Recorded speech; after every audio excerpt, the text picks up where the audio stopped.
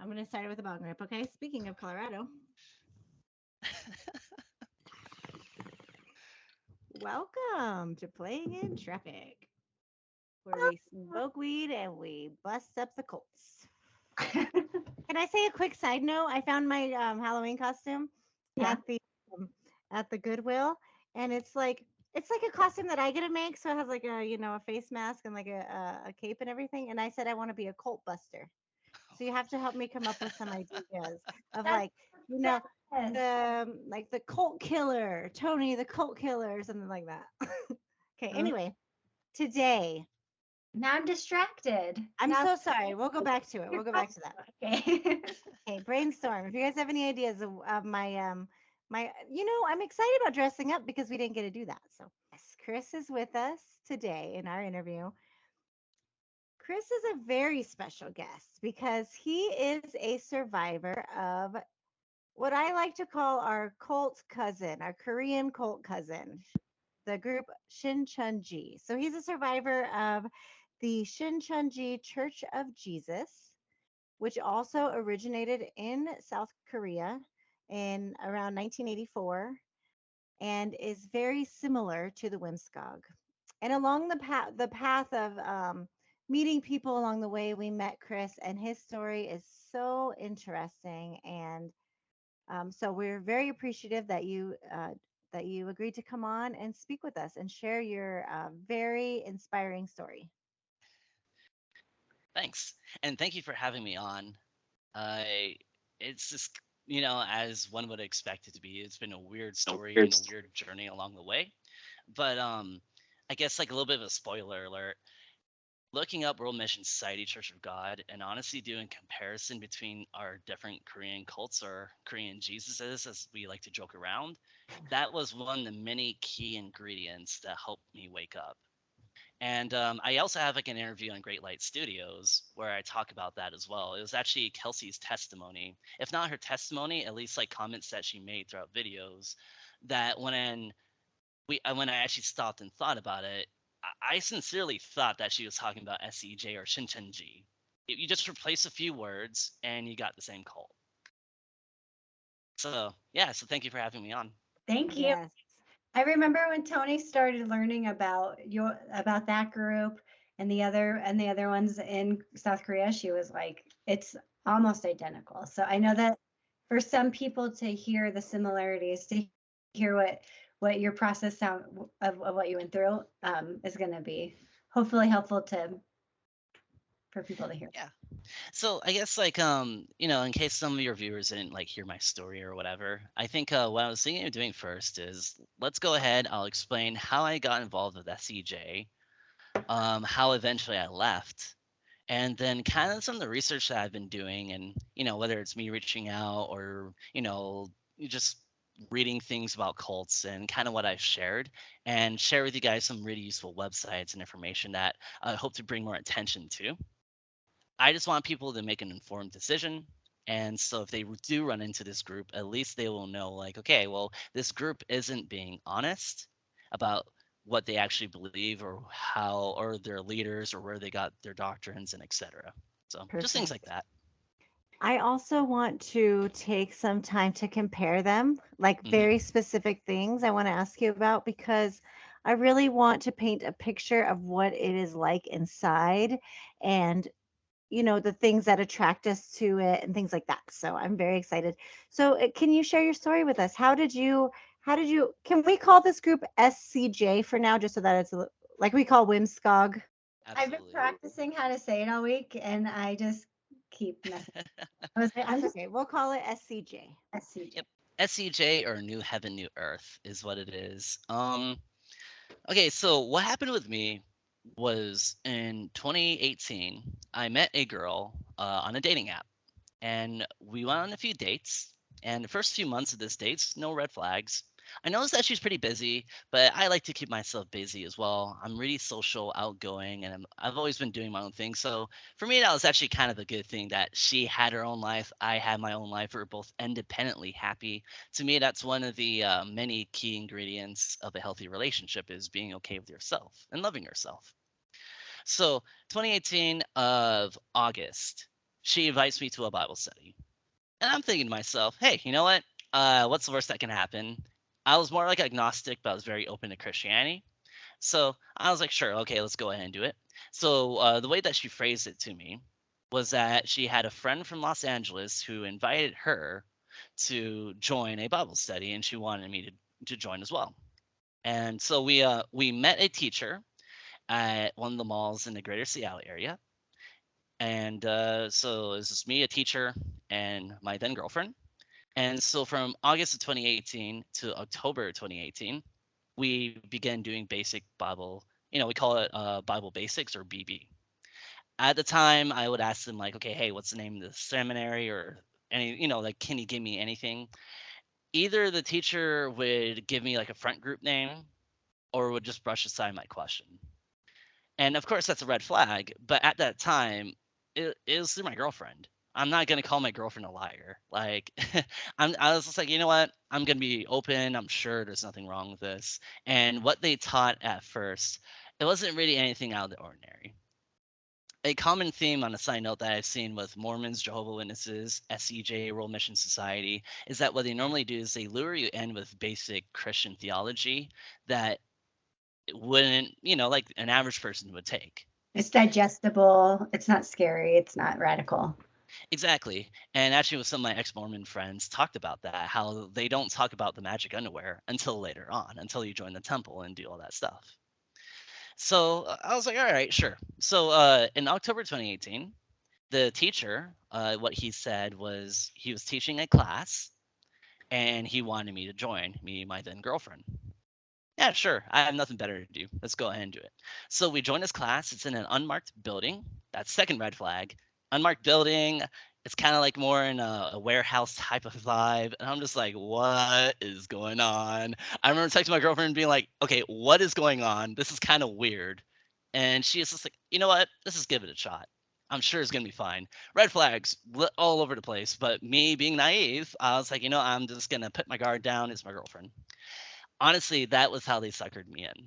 Yeah. When you say red flags, you see the red flags now, but when you Yeah. were in it, you didn't see those red flags go around you. It wasn't that bad because, the way that the teacher would also describe it was like, hey, we're not really affiliated with any churches. We've had run-ins, we don't want to They had a change. reason. Like Yeah, they they had could a reason. explain everything, right? And Yeah, it and was they're like, just like, okay, well hey, that makes sense. Why would they lie to me? yeah, why would they lie to me? And they're just Right. like, hey, we're just trying to help you improve your faith. And for me personally, I was kind of at the time church hopping a little bit because I was kind of frustrated. I wanted to get a little bit more in depth with the Bible theologically. And to me, this is almost like an answered prayer. So I joined this class, and it is a year-long class. So from October 2018 to 2019 of October. They don't tell you how long it is, but for me, I'm just kind of curious and I kind of go along with it because it's a new way of looking at the Bible. And I thought to myself, all right, well, hey, what's the worst that can happen was the big common theme here. Halfway through this class, my girlfriend, we break up. She steps down from the class, and I still continue on with it because, I kind of want to see it through. I have this thing where I get very obsessed about topics. I love learning. I take college classes for fun. I pay for them and stuff like that. That's just my personality, and I love knowing things as thorough as I can. So I want to finish this guy through.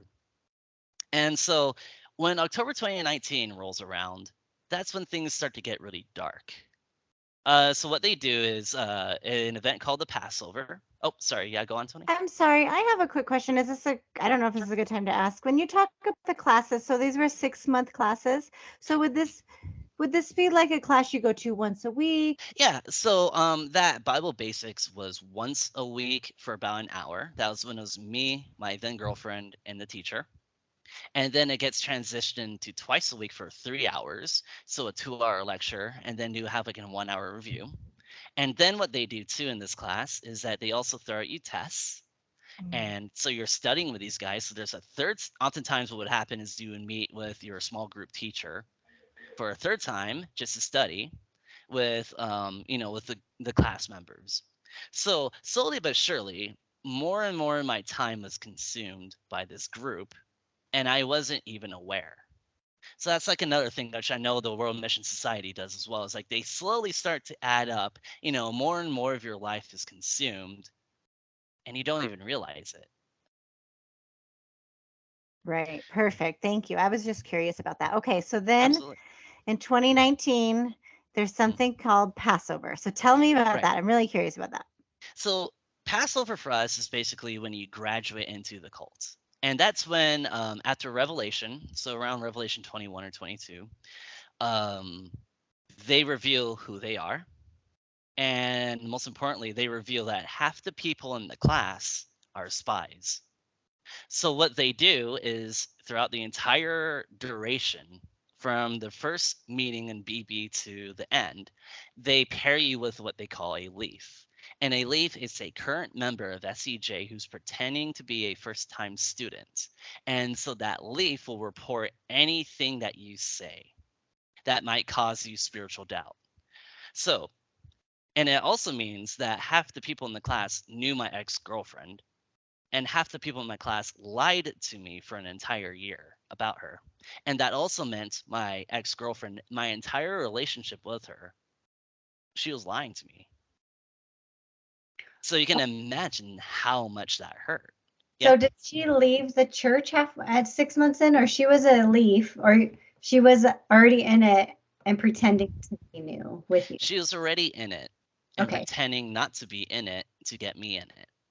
And then she left, but continued, and you guys broke up, but she continued on with the church. Yeah, so she was already a part of the church before she started the BB class, it turns Okay. out. It hurt and it definitely pierced me in a very dark way. So when they did that revelation of who they were and the spying, of course it hurt. And you can imagine like the betrayal of trust. As I And said, how do they reveal that? How do they reveal that to right. you?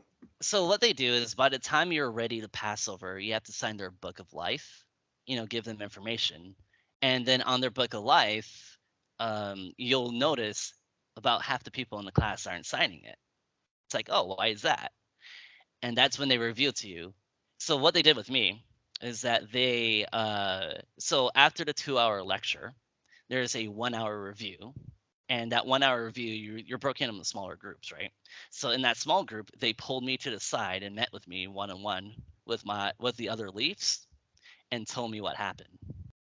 And there's an interesting thing in psychology called the Ash conformity test, where this is the perfect example of an application Ash conformity, where basically the minority will conform to the majority over time. Because if you look at psychologically through tribalism back in our ancestral days, you had a higher chance of survival in a group than you did individually. So those who stuck around with the group, they developed these psychological things like cognitive dissonance or conformity in order to stay relevant. And SCJ did a perfect example of just such an experiment. It's definitely a perfect example of undue influence. And Stephen Hassan has written about SCJ through the bite model as well. Wow. So when they pull you aside and they reveal it to you, in that moment were you like, did you understand their explanation? Were you just like, okay, I understand? Or were you just immediately mad, I was overwhelmed because in overwhelmed? that moment, that was when I realized that my now ex girlfriend was a part of this group, and I just felt really hurt and betrayed. However, I thought at the time that this is where God is, this is where Jesus is, and if I were to leave this group, I have no chance of redemption. At that point, did you already learn about Lee Man He? Is that his name? If I recall right, it was like maybe a few lectures before they revealed, hey, this is from South Korea, this is Lee Man-hee. But Okay. for my time with SCJ, they didn't reveal until more like the end. And the end meaning like when they go through Revelation and their version of their fulfillment. Even though he's the one in charge of the whole thing. It's Yep, so crazy. yep. So did you guys have a baptism, or was Passover kind of like your baptism? Yeah, so we believe in a spiritual baptism. And Okay. spiritual baptism is like spiritually coming alive is having the open word. So to give you a quick rundown, the Yeah. open word means revelation, and we're able to explain it verse by verse. Hmm. So you know how in World Mission Society you guys obsess about the Passover? Yeah. We obsess about revelation. So Okay. replace open word with Passover for World Mission Society, same thing. It's like the same Wow. fervency and everything too. So like how you guys have to keep the Passover, we need to know Revelation and be sealed with it and know it verse by verse. Wow. And so the tests that they throw at you, I think World Mission does something similar. I'm not sure, but the tests that they throw at you, if you don't score above a 90%, you can get thrown out, for example. Thrown out, like kicked out of the whole church, Yeah, which means you're going to hell. yeah. Oh my So, God. and there was one point in my journey where every other week there was like a new test being thrown at you, and like, What well, kind they of went, test? Is it like a written test, like from uh, school? oh yeah, it's a written test from school. Wow. And so what they would do is Lehman, he would write us articles, and then the test would be based upon the articles that he wrote. And Were so they yeah, hard? um, I enjoy studying, so I actually, in a weird sense, I kind of liked it, but just the amount of pressure, man, that like, okay, if I mess this up, I'm kind of screwed. Were they testing you more on like the memorization of the words or like your what I guess this is more of a philosophical question of the group. Was Revelations taken as like the literal interpretation of what's being said, or does every like the Whimscog, does everything have like a parable feel to it? Exactly. Everything has a parable, and actually, that's where SCJ and World Mission Society really have a lot of similarities. I like to call it the parable dictionary. Okay. Okay. And actually, both parable dictionaries of SCJ and World Mission Society contradict each other. Ooh. Yeah, and we can get more into that. And that's why when I learn more about World Mission Society and learn more about their teachings, I mean, yeah, we don't believe in a mother god, but we do believe in a new John. And so, you replace a few things, and yeah, if you go into nuances, yes, of course they're different. But really, the way that they approach the Bible and how they read into the text and not let history or context or original language really speak for itself, it's basically the same thing. It's It's fast. absolutely mind-numbingly crazy. So you can imagine when I was doing research about CJ, when I ran across their group, I just couldn't believe what I was reading. Right. Were you Sorry, go on. still in when you learned about Whimscog, or were you? I was still in, yeah. It was a build-up. Okay, so I joined in 2019. Let me go ahead and recap. They reveal, okay, hey, by the way, your ex-girlfriend's here. You got to. They call it overcoming. You have to suck it up, basically. Because what I did was when I joined, they assigned me to a group cell. And I remember going to leadership at that time as I joined. Hey, my ex-girlfriend's here for a small branch, like maybe 50 people at the time. This really hurts. Like, is there any way that maybe we could clear the air? And leadership basically told me to suck it up. They didn't want to get in between me and my ex. I'm like, okay, fine, whatever. It hurt, and so on a subconscious level, I just didn't trust them. And even though I was totally indoctrinated, I tried to reason with myself, oh, it must be me. It's like, why can't I trust them? Now that I'm out of it, it's obvious. They lied to me for an entire year. Right. It's like, of course you can't trust them. So then were Like, you in this, so then were you stuck in the same, small little branch with her then? small branch with her, yes. Thankfully, not the Yeah. same group. But Okay. it's like we were meeting in person at the time too. So Right. it was super awkward. And I remember grieving a lot, for good reason.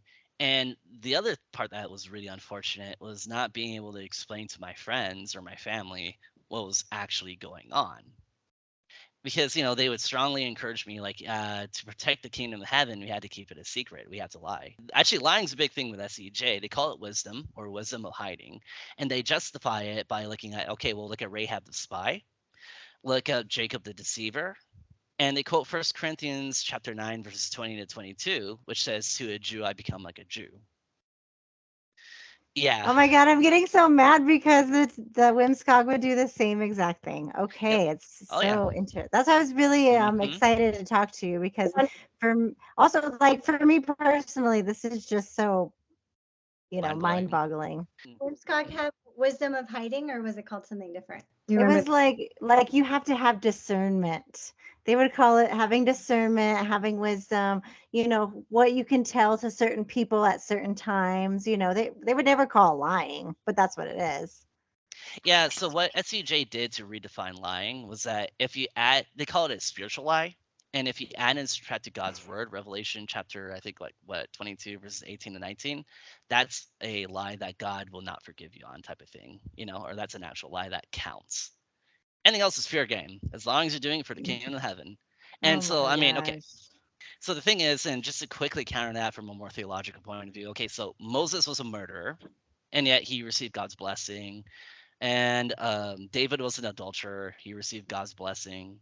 Does that mean that we can lie or we can do those things? And they also had spiritual, spiritual adultery, which was listening to other pastors outside of SCJ, and spiritual murder, which was bringing people out of this group.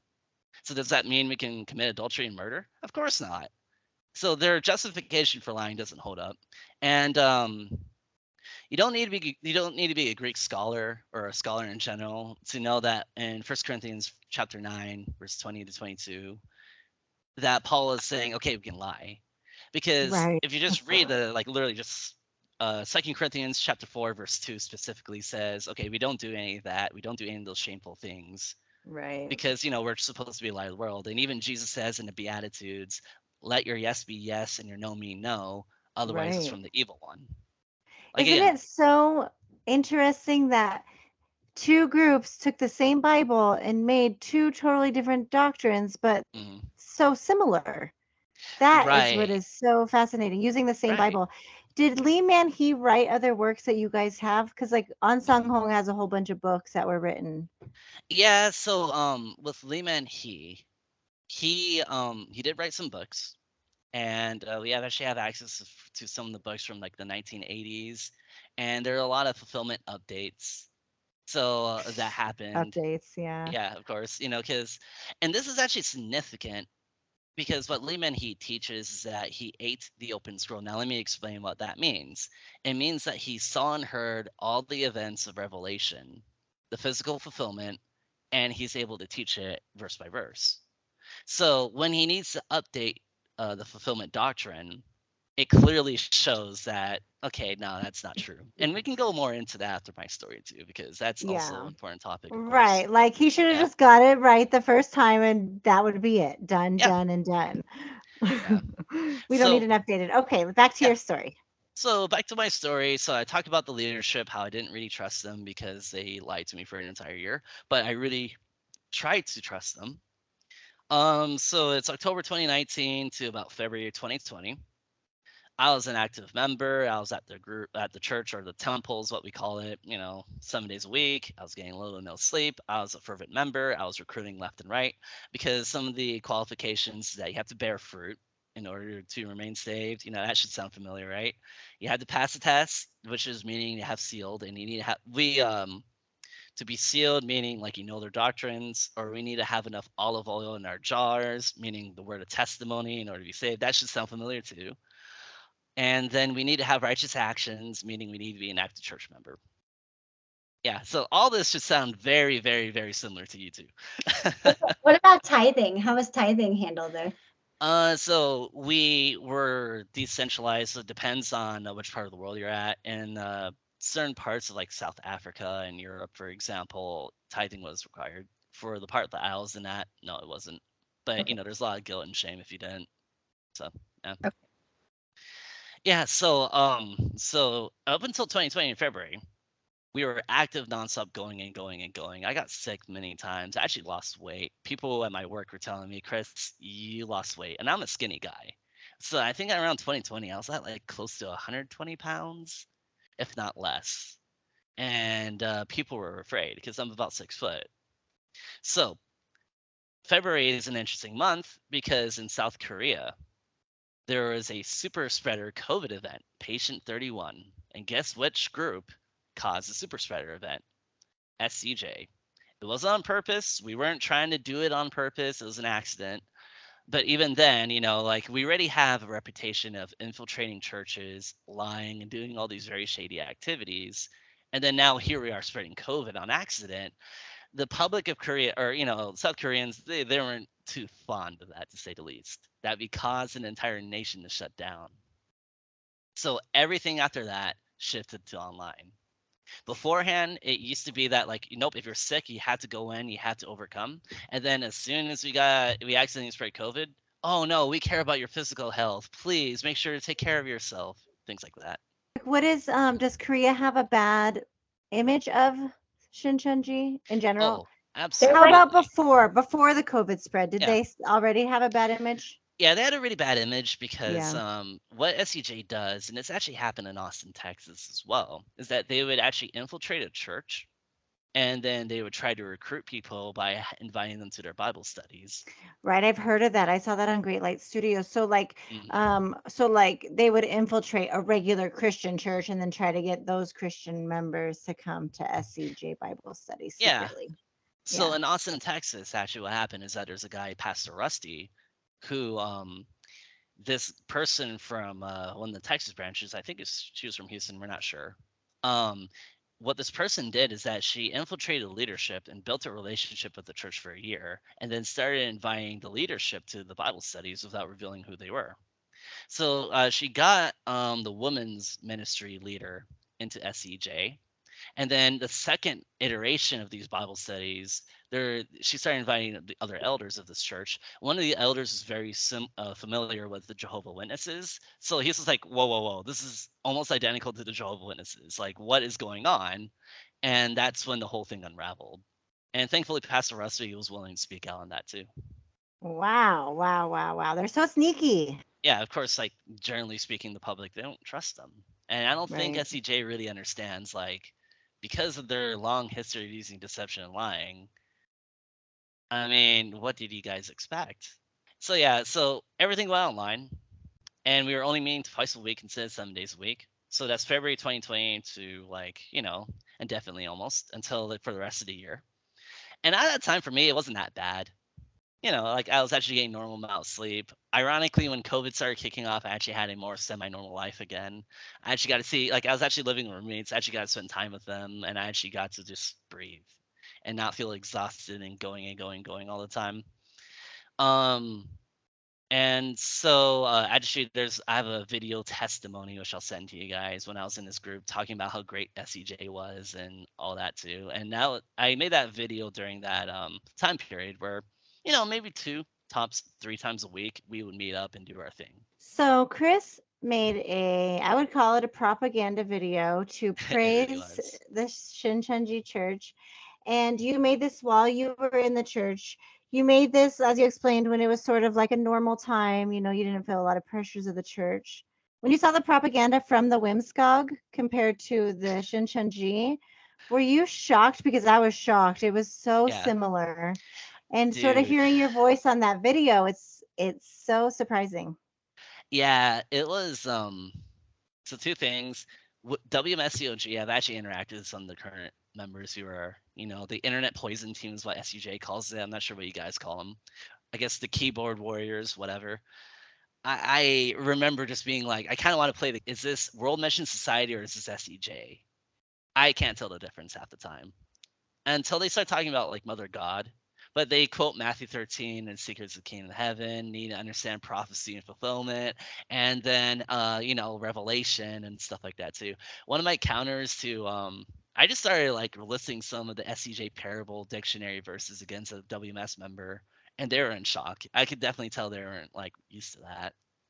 So yeah, and the comments and the way that they approach it, it's identical. And some of like some of the shots that they take are like these beautiful angles of I don't know, it's just very interesting. Yeah, if anybody wants to see it, it'll be on our show notes of this. There's this whole propaganda video, Yeah. which okay, so we weren't allowed to Google things either. It was the internet's the tree of knowledge, good and evil. That should sound very familiar. Um, I was pretty happy.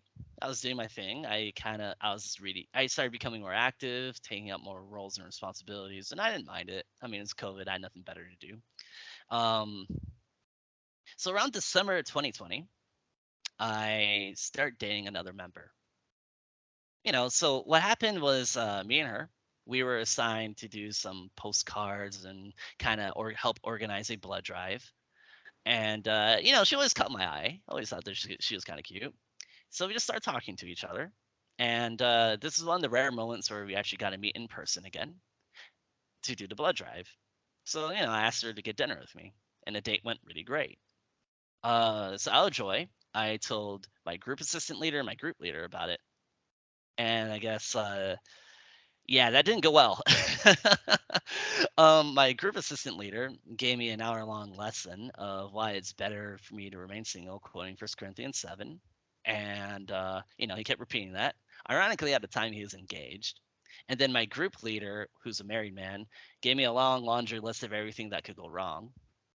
And then at the end said, "Oh, if it works out, I'll be very happy." And I'm like, "Wait, you just told me a long laundry list of what could go wrong." Then I had a nice call with the region leader. The region leader told me I had 6 months to marry, and I can't meet the gal I was dating in person because of COVID.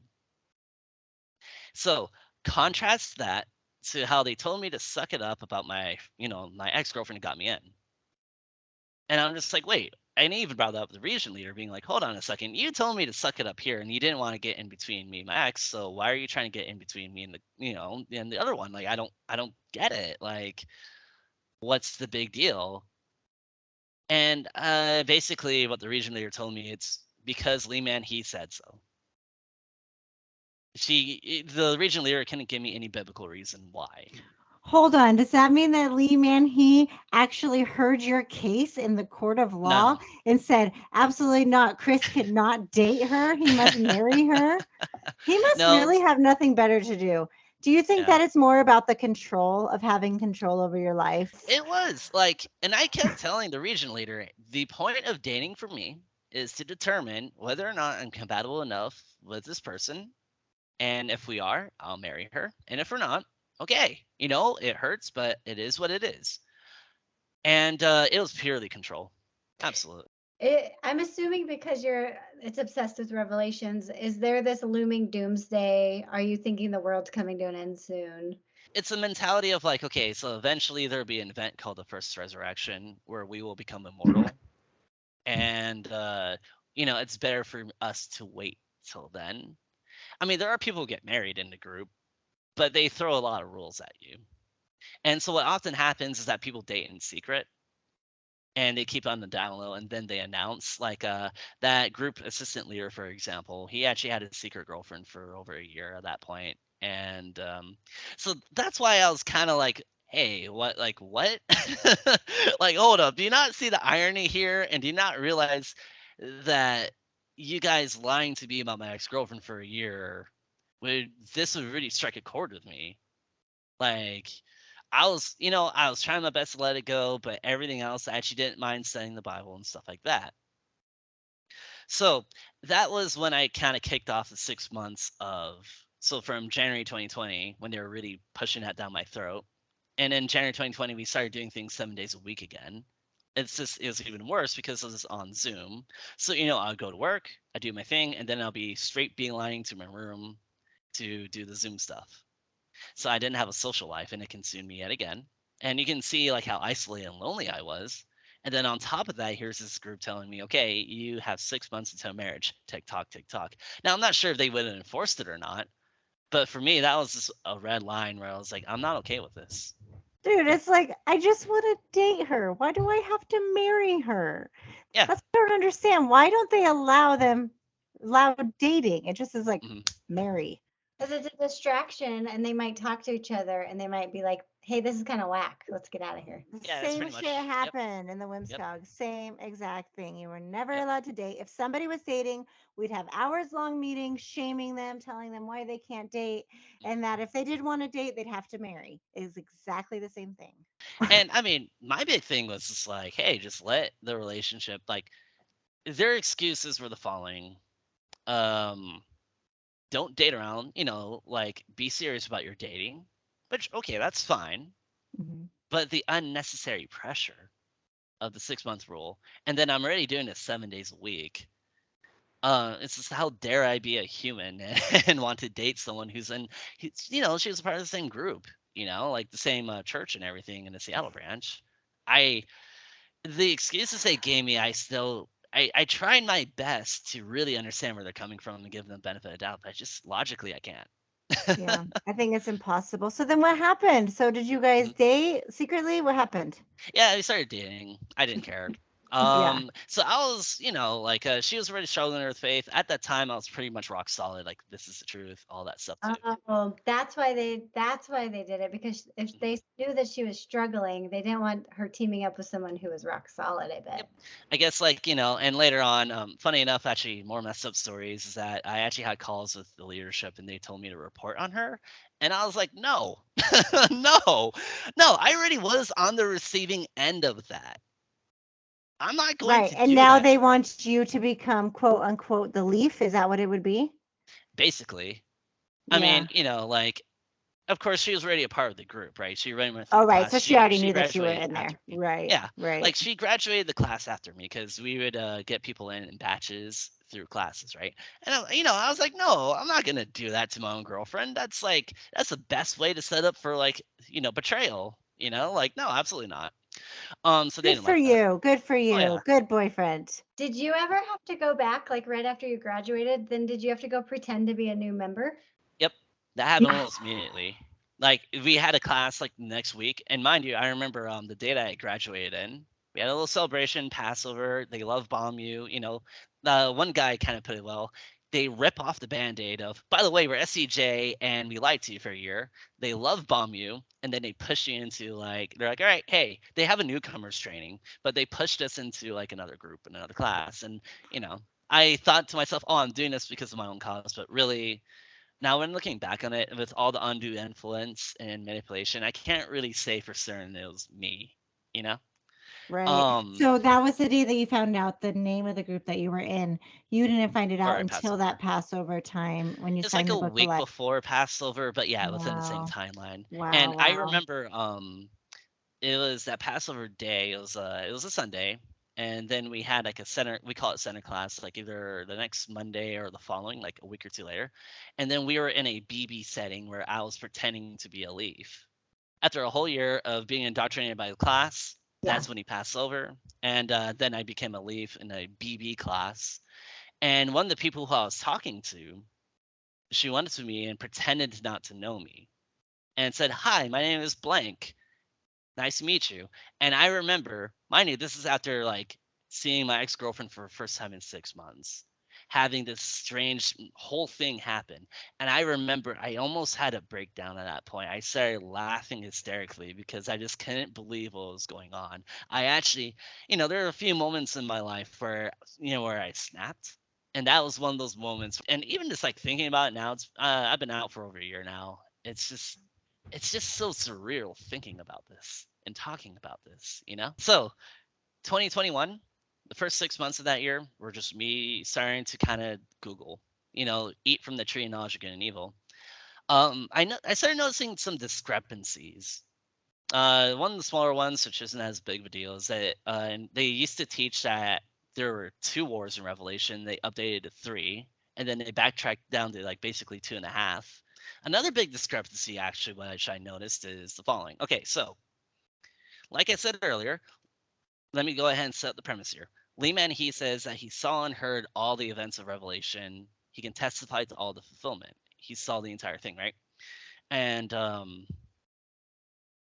Revelation 7, the way that we interpret it, we actually have 12 tribes. On a high level, we split the world into 12 different regions, and each region is a tribe. So for Seattle, it was John tribe. What was supposed to happen was first there was supposed to be 12,000 sealed members per tribe, which then make up the 144,000. And then after the sealing of the 12 tribes, the Great Tribulation was supposed to begin. What happened in reality is that the Great Tribulation, which was COVID-19, happened first. Seven of the 12 tribes did not even have the fully 12,000 sealed through tests, and one of the tribes didn't even have 12,000 members to begin with. That's a failed prophecy. So did Lee Manhy actually write this down years and years ago that, that COVID-19 would be the tribulation or Nope. He didn't even say that. And actually, at the beginning of 2020, I remember him saying like, "Okay, I want to do all these things." He was actually supposed to fly out to Los Angeles He even was talking about how he wanted to help reunify the Korean Peninsula. So there's really no indication to see that 2020 was supposed to be a bad year. So It, like the polar after it opposite. happened, that's when they said, "Oh, that was a great tribulation." Is that what Yep. happened? So after it happened, after it began, using Lehman He's own words, and there's actually a really helpful website, examining the SCJ.com, goes into detail about this. Using Lehman He's own words, yeah, like that's when it was all revealed. So, okay, did this all happen after he got in trouble with the government for the Yep. COVID spread? Okay. Yeah. So it got so hyped up and then he was like, "Look at this. This Hmm. is a big deal." But it wouldn't have been such a big deal probably had they have not gotten into the trouble that they got into. Yeah. And Okay. funny enough, other things that are also important to point out: the Great Tribulation originally wasn't supposed to affect SCJ. That's what they used to teach. It was only supposed to affect the churches of the world, aka Babylon, the Great Whore. I know. Yeah, it's exactly like World Mission Society. And they're just like, oh no, just kidding. It now affects the entire world, and we also have that in writing. There's a great guy, SCJ Skeptic, on his Revelation 7 video. He, using Layman his own book, quotes it and actually shows how Revelation 7 was a failed prophecy.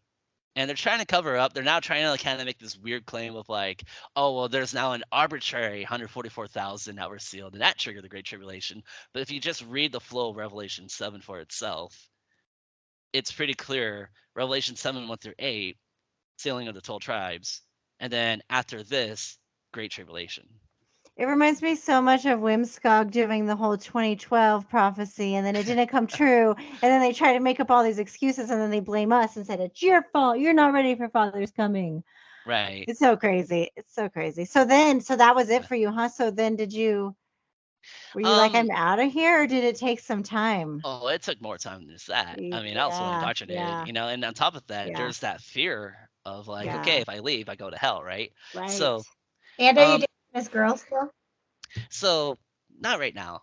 Now, so Okay. what happened? Not right now, but like, I'm sure they're gonna be like, oh, see, you should have done the 6 months marriage thing. I'm just gonna say this too.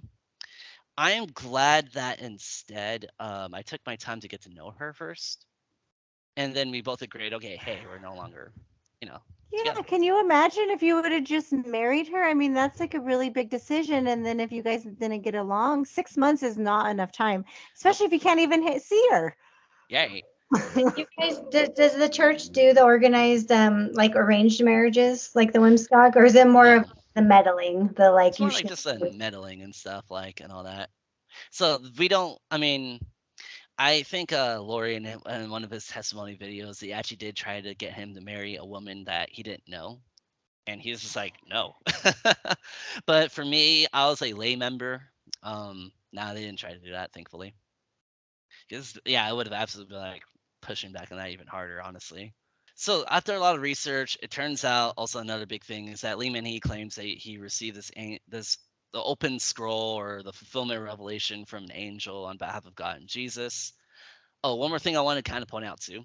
We do not believe that Lee Man-hee is Jesus. We do not believe that Jesus is God. We believe that Jesus is a created being and that he is a messenger or prophet on behalf of God. And Lee Man-hee is a messenger or promised pastor slash prophet on behalf of God and Jesus. That's another thing to kind of point out. I know you guys worship Mother God. We indirectly worship Lee Man-hee because anything that he says is like words Right. from God and Jesus Higher since than the he's a prophet. Bible. Is he standing on the mountain eating the little scroll? Basically. Yeah, from Yeah. Revelation, right? That's the one Yep. where he's Revelation standing 10. there eating Yep. the scroll. I always thought that was such a weird thing, a Yeah. weird visual. But anyway, okay. So Mhm. then how did you finally get out? Yeah. So finally, after reading all this information, reading on Lee Man-hee's past, he was involved with Olive Tree, Tabernacle Temple, Box Recreation Sect. This is all on the Examining the SCJ website right now, which didn't exist before. So I had to like really dig through academic papers. I remember the moment when I realized that it was all lies, probably around in July. and it felt like shackles or shells fell from my eyes. And it was a 3 week process. The first week was me realizing, oh well, this is all a lie. So I started reaching out to my family, my mom and dad. I told them what happened, and they were very supportive, and my close friends who I trusted. Thankfully, my roommates, they were always kind of putting pebbles in my shoes, being like, "Hey, Chris, you're spending a lot of time with this group. What's going on?" So my trusted roommates, I told, they're very supportive. The second week was me finding a therapist or a psychiatrist because I knew that the landing was not going to be fun. And also, I did a lot of research on other ex members of different groups, like the Jehovah's Witnesses and Mormons. So I knew what to expect psychologically. And when I did leave, everything was kind of like, okay, this is what I expect. And then the third week was trying to pull up, I mean, we're no longer together, but I still cared about her. So I tried, like, how do I get my then girlfriend out? And she was ready, like, honestly, her body was out the door at that point. Like, I really didn't have to do it. So all I had to do was show her a few verses about lying, how false prophets act. So Matthew chapter 7, verses, 15 to 24 or 23 talks about a wolf in sheep's clothing. And Second Peter chapter 2 talks about how they'll secretly introduce their disruptive heresies, secretly lying deception. Every single verse that talks about a false prophet in the New Testament, SCJ matched. Failed prophecies, lying, deception. And yeah, so through that, was actually surprisingly easy to just, like, she honestly didn't need my help. She was already out. Wow. She was That's mentally out. great Yeah, though. That's great that you guys had each other, kind of supportive and then kind of come out together. exactly. And so when we left, what I did was I just disappeared. I no longer logged in. I changed my phone number, and I was like, "All right, see ya." And that was it. You mentioned your family being supportive. Did you have to be really secretive with them, like when you joined? Did they know that you were, did they think that you were like in a just a normal, regular Bible study group, or did they know what you were involved in, why you were in it? Yeah, so they didn't know all the details at all. I just said, "Yeah, I'm in this Bible study seminary thing." They would. I actually invited my parents to one of the intro events, and all my dad did was like ask for the name, and we didn't have a name at the time, and he just asked for, like, "Okay, what do you guys believe?" They didn't give him anything, and he's just like, "Chris, this is kind of weird," and that's all he said, and then he dropped it. So I'm trying to understand, like the first full year, Mm, are they like, if you study until the end, we're going to reveal the name of it, or are they just No, kind of like kicking the can down the line and they're just never telling you what group it is?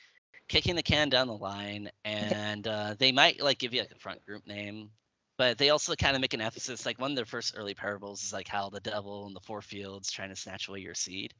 So they do a lot of fear and indoctrination into you, saying like, "Hey, watch out! The devil's gonna try to get you away from this group. Be careful." I know World Mission Society does the same thing too. Yep, we have Um, that parable too. yep. Are you sure we're part of different groups, I guys? Like, know. I know. I want to throw some things at you. Did the SCJ eat a lot of Korean barbecue?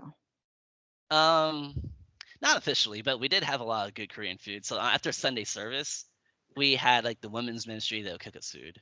Okay. And I had like an adopted Korean mom basically at that point, and she would, man, they make some good food.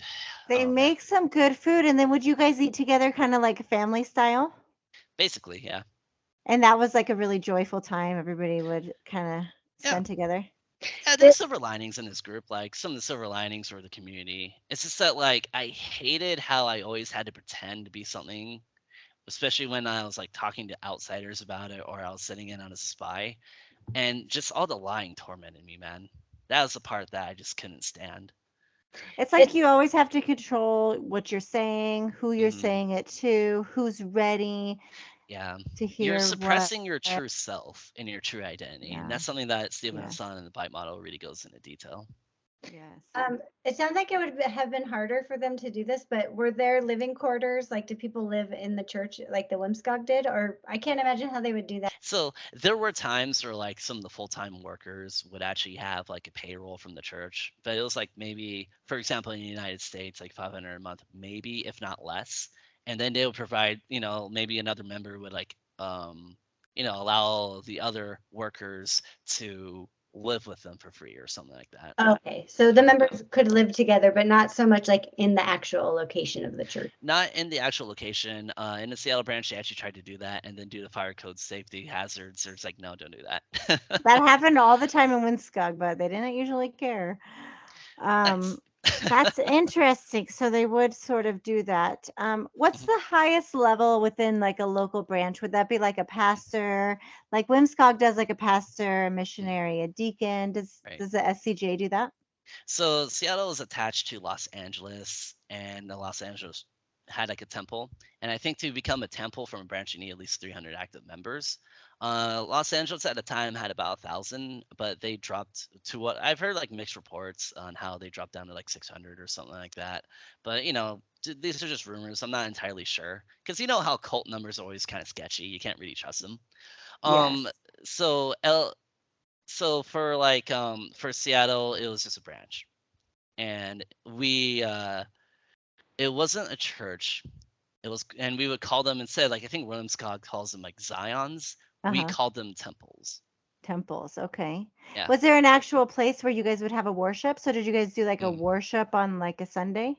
Yeah. So Wednesday and Sundays for us were the days that we would go in and have like the mandatory services And for then who worship. would give the sermon? Who does the sermon? We would normally tune in to Los Angeles through Okay. like they'd have a projector, maybe through like a Zoom like type of thing. I forgot what specific software they Would would you ever use. get sermons directly from Lee Man-hee? Yeah, we would. And because we would Wow. just like they would record it and then send it over and then we would watch it on like a Wednesday or a Sunday.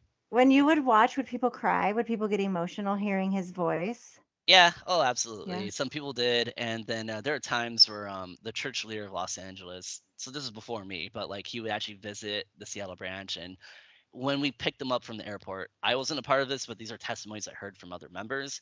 They would scream in joy in an airport and have a bunch of signs and all this stuff too, and it was kind of like awkward. And there's actually a YouTube video of Lee Man-hee going to LA, and there's this other guy who wasn't a part of SCJ, had no idea what was going on. He would just be like, okay, I know nothing about this group, but it's kind of obvious that they're brainwashed and they're basically borderline worshiping this guy. Oh, wow. I'll Wow. have to dig up that video for you guys, but it was just like, It's it was similar. surreal. Whimscog does the same thing when people come to visit. They do like a whole party thing and they get all Dancing ready show. and Yep. yeah. Does the SCJ have trips to Korea where you can actually go and visit in Korea? Yeah, we would actually do that. Because of COVID, I couldn't go to Korea, darn. But Right. the girl who got me in, she actually did go to Korea. And so our fulfillment happened on Gwacheon, Korea. So that's where SCJ headquarters is at. Um, and they would actually tour you around and show you their evidences of their fulfillment. Would people actually meet Lee Man-hee while they were there? Uh, yeah, normally actually, yeah. Like I do know some other people from different parts of the world who actually got to meet Lee Man-hee. I'm not sure if it was in Korea or if he visited the churches, but either way, people wouldn't meet him. Yeah. Wow. Wow. Okay. Did you guys have okay, so you mentioned the Passover. Did you guys have to do other feasts? Yeah, so we didn't care too much about feasts, but yes, we did have feasts. I don't remember Were off the you top allowed of to my head. celebrate holidays? I can't remember. Yeah, so we're not like super Jehovah Witnesses. Yeah, we are like Uh-huh. we were allowed. It's just like, for example, we would acknowledge that Christmas was a pagan holiday, and we would acknowledge that, but we would just be like, who cares? Like, it's really the emphasis on the birth of Christ. And just, I'm not sure about Whimscog, but it was Mm. really more about revelation and Lee Man-hee and his fulfillment. And it wasn't as much about Jesus. The only time Jesus was mentioned was like, oh, okay, this is a testimony of Jesus, supposedly, and by his blood, which how we interpreted that as the word of, Jesus's words, we were purchased to become kingdom priests, a kingdom and priests. So Wow. I'm trying to understand this dynamic. Would they encourage you to go with your family and fake it and pretend like you celebrated Christmas still, like fully? Or or were they like the Whimsicott where they say like it's up to you, but you should really be careful of who you're spending your time with if they're not like within this organization? It's more towards the women's cog ideal. It's Okay. more just like be careful, but try to be a light to your family. But in the same breath, they'll say be a light to your family, but be careful. evil spirits are out there waiting to Exactly. snatch you away. Yeah, and like they Wow. don't directly say it, but they would oftentimes indirectly say things like, "Why are you spending time with your worldly friends Yeah. or your worldly family?" And so again, like with SCJ, and I'm sure Runskog does the same thing. I know the Jehovah's Witnesses do the same thing. They don't directly tell you to cut people off, but they'll keep you so busy, or they'll make, little passages of like worldly friends, worldly family, that they will indirectly encourage you to cut them off. That makes me wonder, did SCJ do a lot of busy work? Did you guys have a lot of construction projects, little things like that? Well, you guys, I know it was COVID time, so that might have been different. Yeah, we did like everything was centered around evangelism. Yeah. So during pre-COVID, we would like have a new event every week, and so we would like rent a place, maybe build a stage, do a play, do whatever. Or like during the COVID years, we actually had like a good example. We had a lot of Instagram accounts that had no mention or reference to SCJ. I actually still have mine. Um, and they would recruit through that. Right Mhm. now, they're also being semi-open. I say semi-open because like there are still a lot of reports of people being duped into their Bible studies and not being aware of who they are. Or maybe they'll say, "Hey, we're new heaven, new earth." But when I go to like their website, they'll still claim like, "Oh, we believe in the Father, Son, and Holy Spirit," and which indirectly refers to the Trinity, which is what a normal Christian would believe. But in reality, they don't believe in the Trinity. Or they'll say like, "Hey, we believe that Jesus is the Son of God." But it's more in reference of like, they believe that Jesus is a messenger, while a Christian would believe, "Oh, I hear Son of God." That means you believe that Jesus is deified. So just things like that. And you really have to dig more into them in order to get to that point for them to admit this. And Would you so guys for go me, Oh, I'm mhm. sorry. No, go on. Would you guys go door to door preaching? We normally go to like malls, Walmarts, Malls. Targets, And would and you what go we in would, pairs, two by two? oh, of course, and Yeah. we would normally just go up to people. Now we wouldn't directly preach though. That's the difference between us. We would just say, "Hey, can you do like a survey?" And then we're hosting this event. Can you get like an email or phone number, and we'll invite you to it. Was Even that online right now. successful? Yeah, yeah, oh yeah. I mean, we're not as successful as you guys. Like, we have around 250,000 members. Right now, what we're doing is we're going to like poorer nations like India and the Philippines and recruiting pastors by introducing them to seminars. But I know that WIMSCOG also has a lot of success in the same countries. So, I mean, I feel like SCJ is behind WMSCOG. That's what it boils Mm, down to. And so mm. when I interact with other ex World Mission Society members like Kelsey, for example, it's like, okay, I can see where SCJ is going, what the next steps are, and Right. things like that. I feel like the Unification Church started it and then we Yep. followed them and then SCJ followed. It's Yeah. very sad. It's very sad, And actually. funny enough about the Unification Church, so Lehman, he was convicted of embezzlement, a couple $1 million, and he built a Peace Palace just down the street from the Unification Church Peace Palace. Was And he they're both called the same thing, a peace palace? I don't know what the Oh Unification Church my is called, but I know SCJ gosh. is called the Peace That's funny. Palace. It's It's hilarious. very similar, and it was just so trippy when I found that out. Wow. Wow. it's those three Korean churches that are also so similar, right? Oh, there's another one called Jesus Morning Star, and I'm Oh, hoping that like when we get an ex member from that, like I hear that they also do a parable dictionary type of thing too. do you identify with any religion now that you're out? Yeah. Right now, okay. So after I left, I took a little bit of a break. Right now, I'm just Yeah. re-exploring Christianity and stuff, and I'm taking my time with it. I don't deny Christ or anything silly like that. It's more just like, okay, I got like spiritually burned here. Oh, I'm just gonna like take my sweet delicate time with my spiritual life. yeah. And As you yeah, should. yeah, As you should. Take your time and explore. That's what I'm doing too. yeah. And the best thing is like in Psalms it talks about like there's a phrase called Selah. I talked about this in Great Light Studios, and the idea is just like take your time and reflect versus go go go go go, Yeah. day and night Yeah, which difference is for what sure. we did for so long, and that's just not healthy. I want to ask a few other things. Did you Absolutely. guys have like a quote unquote uniform? Lindsay says that we dress like bankers. Did you guys dress fancy like that? Yeah, so in service especially, men would wear black pants and then a green tie for John tribe, and then each tribe had its own color. Yeah, I Oh, saw my green interesting. tide stored away somewhere. Interesting. And women had to wear like a white top. Did And women wear veils? no, we didn't wear veils. No, our No women didn't. veils. Mm-mm. Did you guys keep men and women separated? Yeah, we had like a dividing line, and then women on the left, men on the right, that type of thing. Interesting. Did Did the you guys have certain songs that you sing? Like we would have Yeah, new songs. yeah, we'd have like Korean songs. So the way that we interpreted a new song was it's the new word of revelation. So every parable I can summarize SCJ was basically one way or the other points to their open word, one way or the other if I had to summarize things.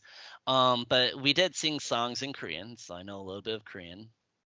Yeah, interesting times. Okay, so we had a thing called Prayer of Our Wishes at the end that we had to do, and it was Mm. like a Korean prayer. Did you guys have like a Korean prayer too? We would recite the Lord's Prayer, but I would do it in English. But I was Okay. encouraged to learn Korean. Are there kids in the group? Yeah, there were a few kids, Yeah. because their parents were in it or whatever.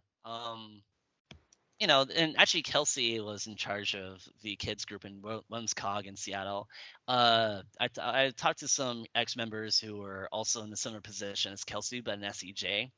Similar stories, like they would be blamed that the child misbehaved, them being the person in charge. And a lot of the kids, like growing up with that, were like, "Hey, why are my parents not giving me attention?" And I can only imagine how much harder it is as a mother or father to be in that type of group. Yeah. Did the kids sit on the side with the women when during service, or were they like separated out of the main? They're separated. There's like a child care type of thing. Okay. Did you guys have a bookstore? I heard in Korea that they did. Mm. It's pretty hard to get access to a lot of that stuff, but thankfully there are other leaders who defected and kind of Okay. provided that information and stuff. See, the Whimsicott kind of uses this as a source of revenue. So, you Okay. get to like go to a bookstore and purchase things. Yeah. Did you guys have like a phrase like we would always greet each other, God bless you, brother and sister. God bless you. God bless you. Did you guys have Um. a sort of greeting that you would do? Yeah, we say like anashimika, naseyo, Ooh, what's and that mean? Anaseo means like how are I you? forgot, like something Hi, like how are that. you? I know. Yeah, and then we would call each other like brother and sister, but in Korean. So Hanjinim or Jaminim. And my Korean is terrible, Uh-huh, so uh-huh. I'm Me sure too. I'm Me butchering too. that. And then I would call the group leader, assistant group leader, like Bu Gyeojinim, and then the group leader is Gyeojinim, and then there's Bu Gyeojinim and Tenjinim and all this other stuff. Like, so we'd have the Korean titles for like instead of calling them deacon or whatever, and we call them and he sasanim or teacher. Hmm. Yeah. How does this group make money? Because you said that tithing would be optional. How do they make money? Oh no, tithing.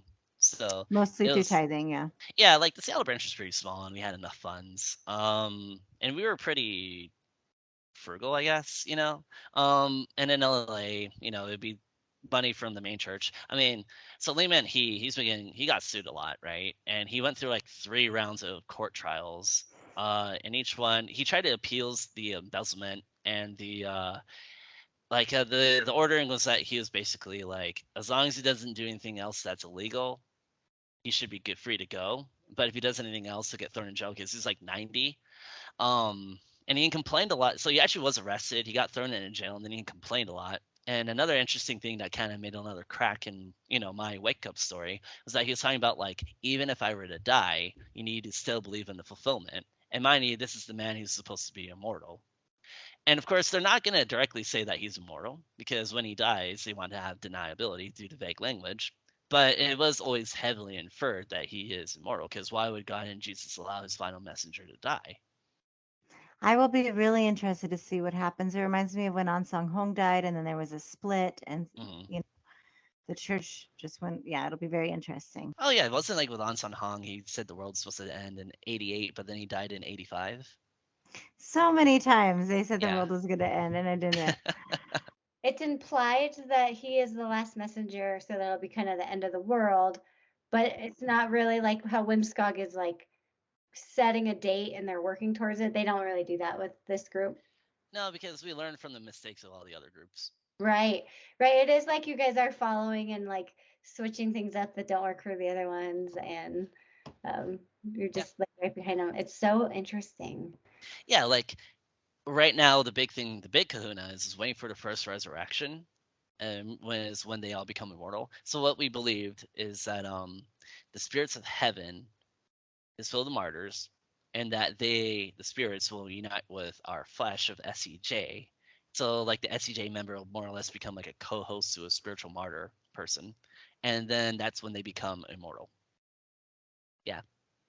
So I mean, instead of everyone getting their own resurrected body like Christ, and when he was resurrected according to Christian theology, instead we have this weird co-hosted body thing.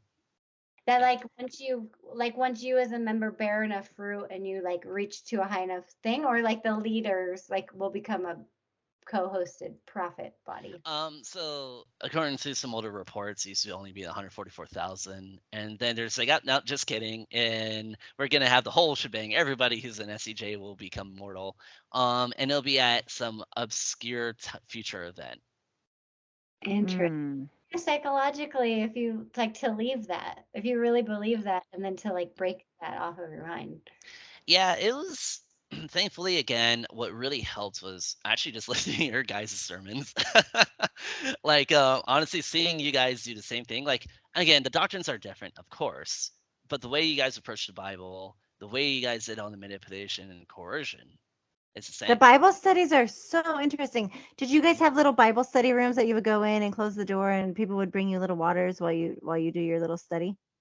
No, not really. Like, it was decentralized to the point of like we actually did go into center class, and then we actually did have like trainings and all that sort of stuff.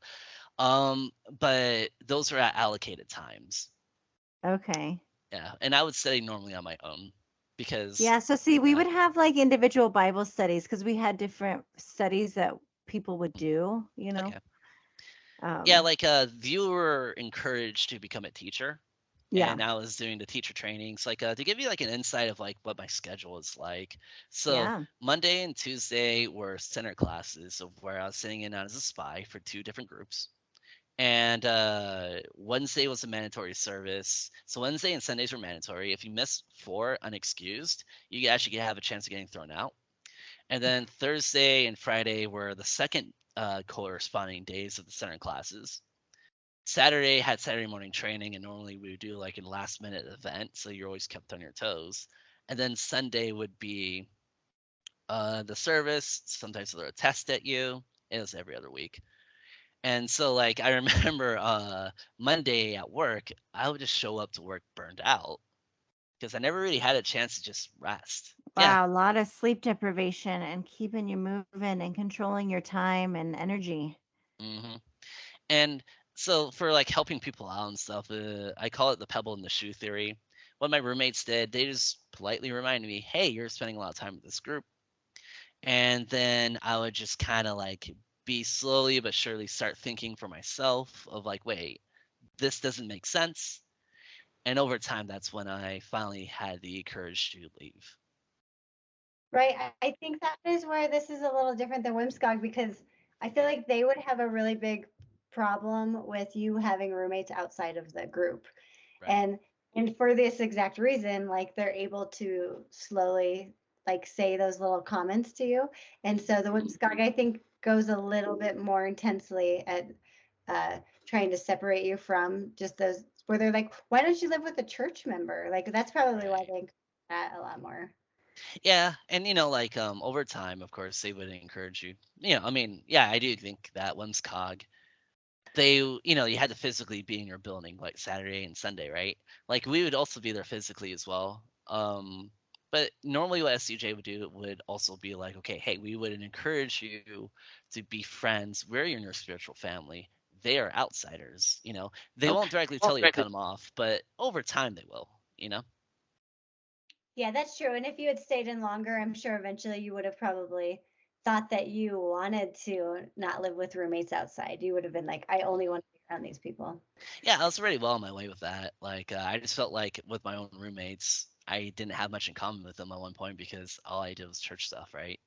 People always ask, "How can I get my family member out of here?" And it sounds like Mm, your roommates really helped you out by just sort of telling you little by little, not judging you. It sounds like right. they were not judgmental at all. They were hmm just sort of like, "Hey, Chris, what's up? Why are you spending so much time over there?"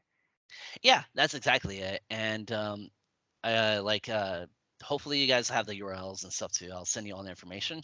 I would also recommend, Stevenson's Battling Mind Control book, because then as an outsider, you have somewhat of a frame of understanding what this person went through, right?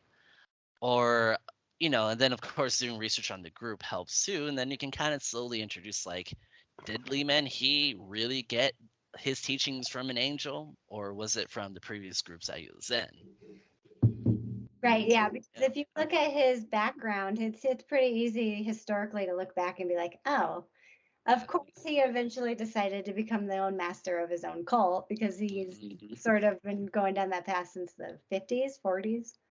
Yeah, like he joined the Olive Tree, I think, in like, yeah. Let me go ahead and double check actually when he joined. I can't remember off the top of my mind. I think like from 57 to 67, he was in the Olive Tree. And if you Yeah. look at the teachings of the Olive Tree, it talks about the one who overcomes, the hidden manna. Lee He also claims to be one of the two witnesses in the Olive Tree, right? And that's got it from the Olive Tree. What a surprise.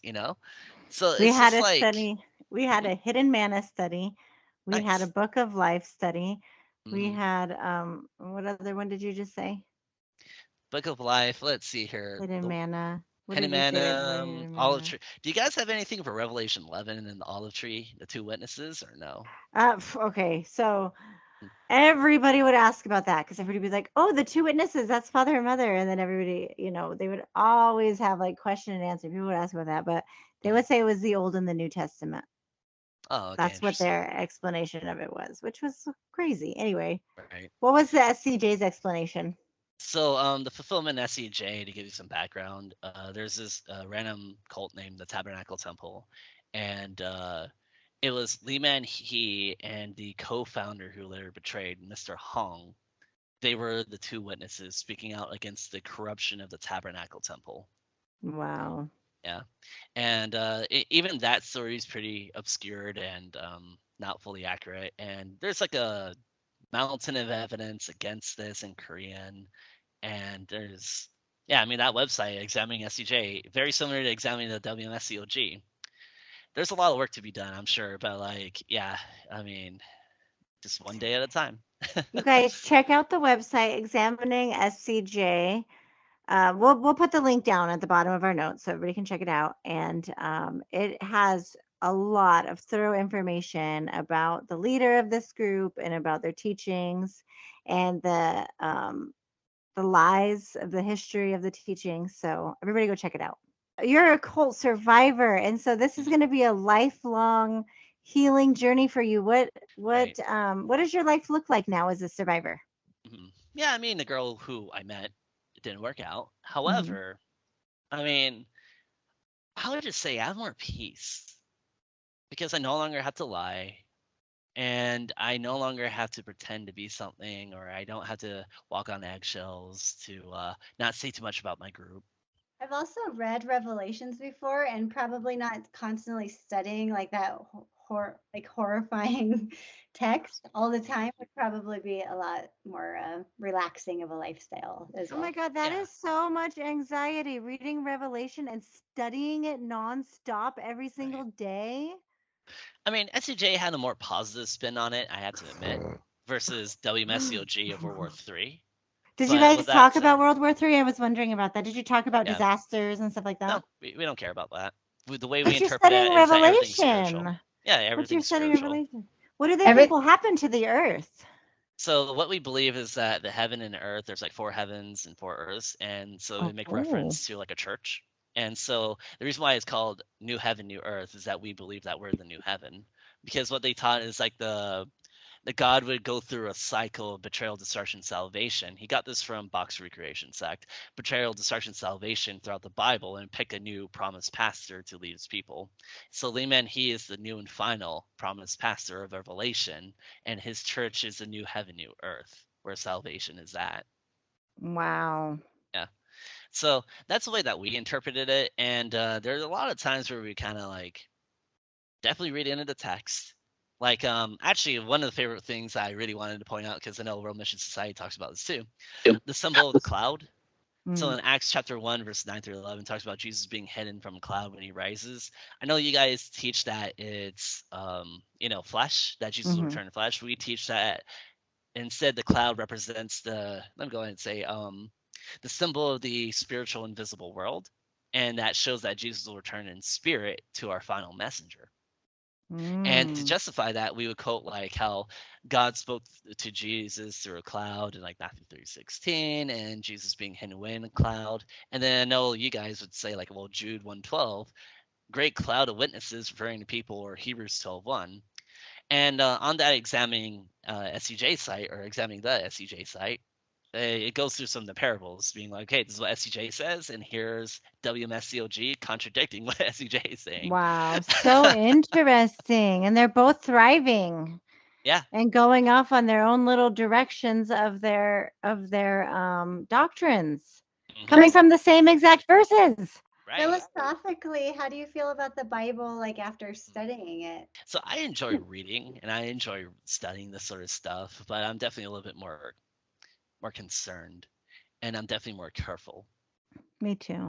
This is kind of why, for my opinion, knowing like I do respect the people who study the Greek, like Dr. James White. He's a prominent Christian apologist, and he actually goes into detail the Greek nuances because when it's translated to English, like Greek has more precision. And so, like when you read a passage, it doesn't sound it may not appear to be like talking about the triune nature of God, for example, right? But if you actually go into Greek, it's like no, no, no, there's no denying that John thought that Jesus was God. It's that level of intensity. So, but no, I agree though. Like, I mean, I'm still, even with him, I'm still like, I'm skeptical. And that's why I'm taking my time. And then yeah, it is interesting to see how, like, and this is basic literature 101. It's easy to read into the text, but you can make the Great Gatsby say whatever you wanted to say if you're going to do it with the way that both our groups kind of approach the Bible.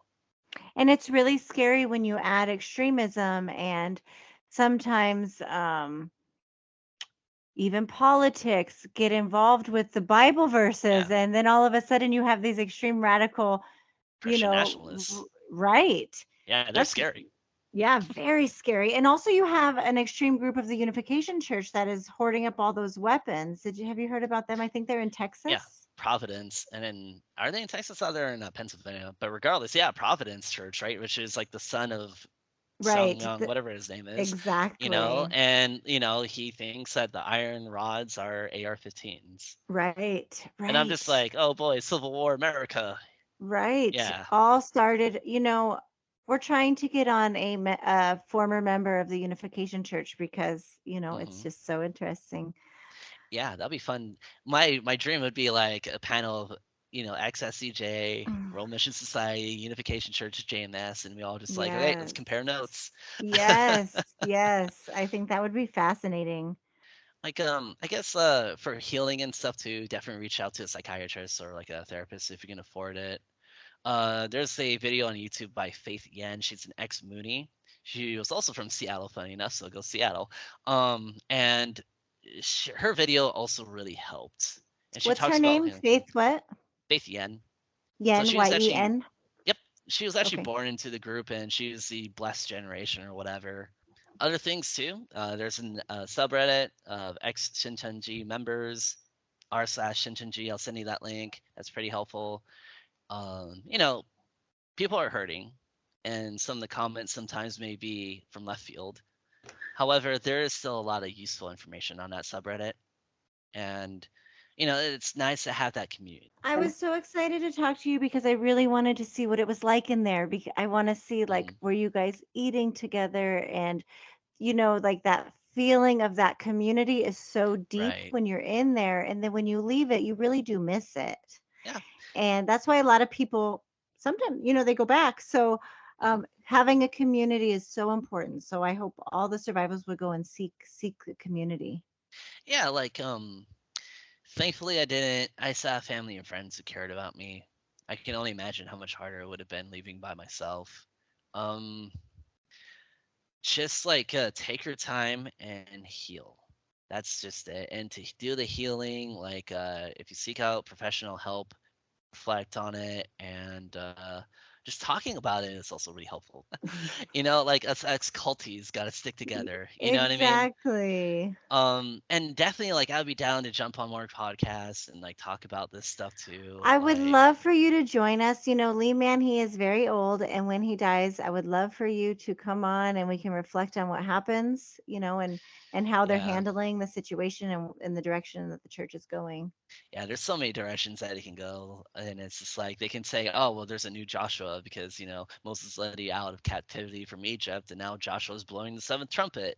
There's so many different ways of like because they refer to Liman he as the one who blows the seventh trumpet, that type of Okay. thing.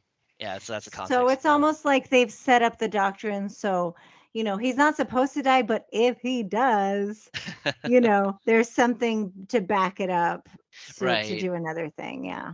And the fact Wow. that they never directly said that he's immortal, they just heavily imply it with multiple teachings. They are, so then they can gaslight you and be like, oh, well, it's you. You misunderstood. It's Right. like, no, that's no. Exactly. Maybe after he dies, maybe his wife will come out, and then and then the SCJ will have a mother god. You never know. Oh my There's still goodness. time. Oh no, no, no, no, no, Because no. that's what Oh happened with no, An no, Sung no. Hong. An Sung Hong, he spent his whole time preaching with no talk of mother, which is Hmm. why everybody now is like, wait a second, if you really believe he's Christ, why didn't he ever talk about a mother God? But then after he died is when mother came out, and proclaimed that she was mother. So you never know. There's still time.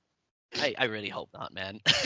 I know it is sad. I mean, I joke, Oh but no. it is sad. Like you said, people are struggling, and we just hope that this education and that our stories and our crazy life experience can be of some value.